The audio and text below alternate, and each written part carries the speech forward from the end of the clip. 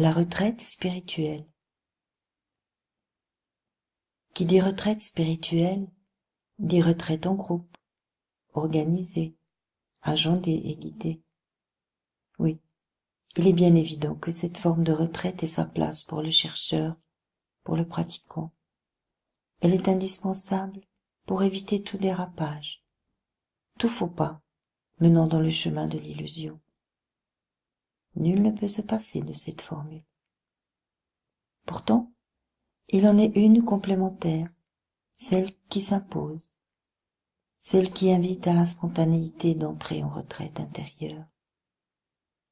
La retraite spirituelle intérieure se met en place d'elle-même. Elle organise tout ce qu'il faut pour réussir. Rien ne peut l'empêcher, ni famille, ni impératif professionnel ou social. Elle prend forme dès le moment où le pratiquant l'entend frapper à la porte de son cœur et l'accueille.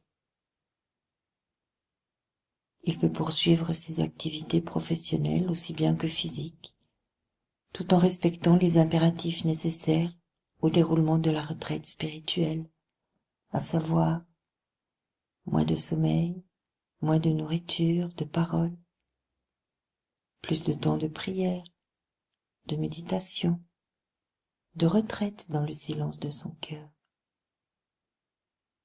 Rumi nous dit, entre le cœur et le cœur se trouve une fenêtre.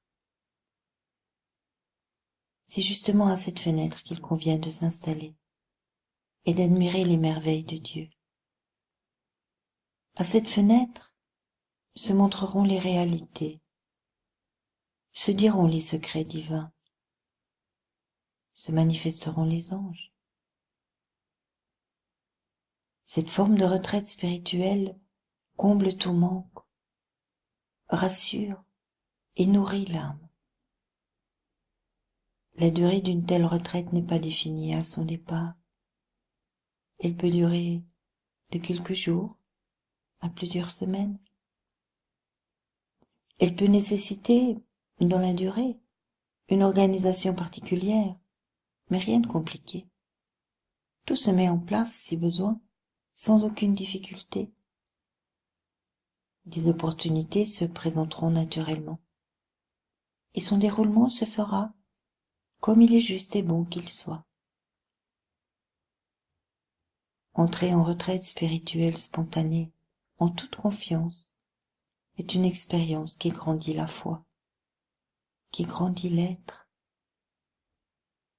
Autoriser et assister au dialogue conscient de l'âme et du cœur bouleverse et inonde de lumière et d'amour, tant de générosité et de miséricorde dispensée. Alhamdulillah.